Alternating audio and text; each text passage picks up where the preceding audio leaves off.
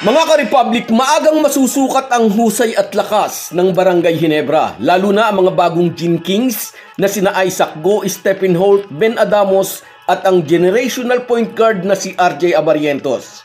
Samantala, sa wakas ay pumirma na rin ng 3 taong kontrata sa Rain or Shine si Kaylan Chongson.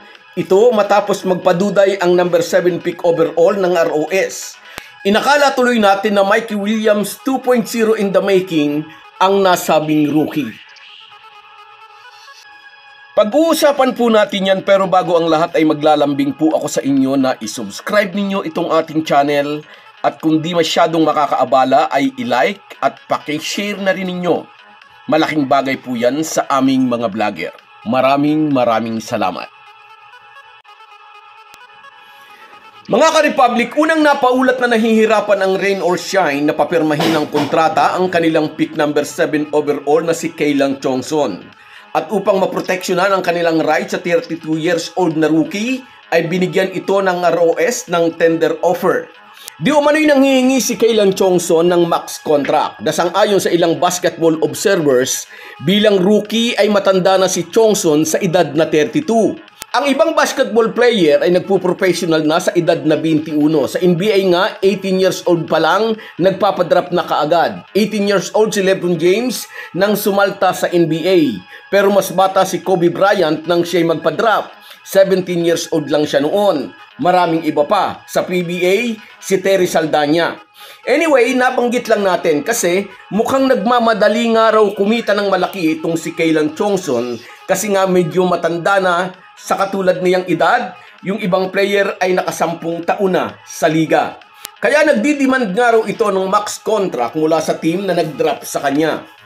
Hindi sinabi sa report kung ibinigay ng team management ang hinihingi nito. Basta ang report, nagkasundo na ang ROS at si Chongson sa isang 3-year contract. Congratulations Coach Yang Yao at sa buong kupunan ng Rain or Shine. Ang wish natin, sana'y magtuloy-tuloy ang magandang samahan ng ROS at ni Kaylan Chongson. Sawa na, asar na ang mga PBA fans sa player na sumasamba sa piso.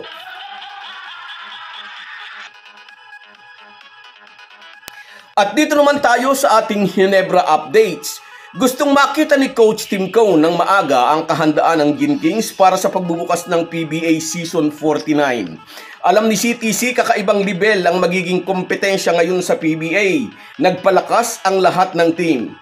At bilang bahagi ng paghahanda sa isang friendly game, ay haharapin ng Gin Kings ang P-League champion Taipei Kings. Sa larong ito, unang makakasama ng Gin Kings ang mga bago nilang player na sina Isaac Go, Stephen Holt, Ben Adamos at RJ Abarientos.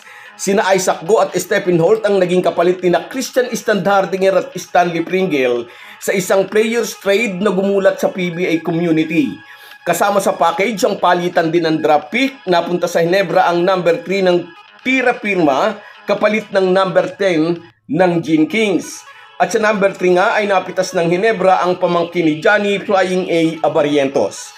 Si Ben Adamos naman ang naging kapalit ni Sydney Onwebere sa isa pang trade na ginawa ng Barangay Ginebra. Ito rin ang unang pagkakataon na maglalaro bilang Ginebra player ang generational point guard na naglaro muna sa Far Eastern University noong kanyang college days bago naglaro sa Korean Basketball League kung saan ay tinanghal itong Rookie of the Year. Naglaro rin si RJ Abarientos ng isang season sa Japan B-League. Mula nang dumating galing sa Jones Cup tournament ay uma-attend na si RJ sa Ginebra team practice, pagkukwento ni CTC. Nag-champion ng Strong Group Athletics sa 2024 Jones Cup nito lamang nakaraang linggo. Dito unang susukatin ang kakayahan ni RJ Abarientos bilang primary point guard ng pinakapopular na team sa PBA. Malaki ang inaasahan ng mga Ginebra fans hindi lang kay RJ Abarientos, kundi pati sa 3 bagong kabarangay na sina Isaac Go, Stephen Holt at Ben Adamos. Gustong makakita ng mga fans ng pruweba na hindi nagkamali ang coaching staff at ang team management sa players trade na ginawa ng kupunan ng Barangay Ginebra. Ngunit marami rin naman ang nagsasabi di agad dapat hanapan ng magandang laro ang mga bagong players ng Ginebra. Dahil bago nga sila sa team ay magkakapaan pa ang mga yan dahil hindi pa nila kabisado ang galaw ng isa't isa. Sa friendly game laban sa Taipei Kings ay magiging dihado ang Gin Kings dahil depleted ang kanilang lineup. Hindi pa rin makapaglalaro sina Scottie Thompson, Jeremiah Gray, Jamie Maloso at ang kanilang resident import na si Justin Brownlee. Kasalukuyang nasa Indonesia pa si Justin Brownlee at naglalaro para sa kupunan ng Pelita Jaya. Tinulungan ni JB ang Pelita Jaya na makasalta sa finals at ngayon target ng kupunan ang kampyonato laban naman sa kupunan ng Satria Muda. Nasa roster ng New Taipei Kings ang former NBA player na si Jeremy Lin at ang kapatid nitong si Joseph Lin.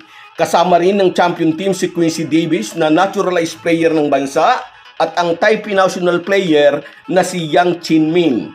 Hindi lang natin sure kung maglalaro laban sa Ginebra si Jeremy Lin at ang dalawang imports ng naturang kupunan. Ano to naman, hindi naman yung panalo per se ang target dito ng Barangay Ginebra. Ang unang purpose dito ng Ginebra coach ay makita at masukat ang competitiveness ng kupunang magpaparada ng 4 na bagong manlalaro. So guys, yan lang muna. Hanggang sa muli.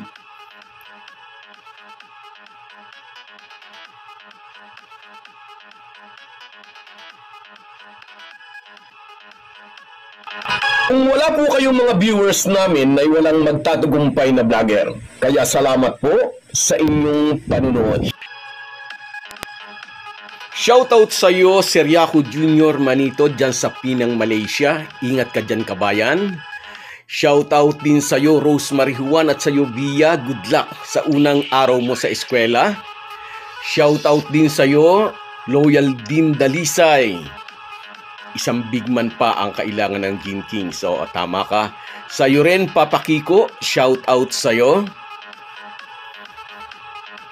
At shout out din sa iyo, Cecilio Tenorio, kabayan. Maraming salamat sa panonood, sa suporta. Shout out din sa iyo, Harvey de la Cruz, dyan sa Looban Best from Muntinlupa City. Sa iyo rin, Erwin Santiago, shout out idol. Salamat sa lagi kang nariyan. At sa iyo, shout out Herminia Balingit. Shout out sa iyo, idol. Salamat sa panonood. At sa iyo, Carlos Sanidacles. Salamat po sa inyong lahat. Kahit gaano po tayo kabisi, ay huwag po nating kalimutan ang ating buhay espiritual. Lagi po tayong magpasalamat sa bawat araw na dagdag sa ating buhay. Malaki po ang maitutulong ng pananalangin araw-araw. Isang paalala po mula sa inyong Halo-Halo Sports Republic.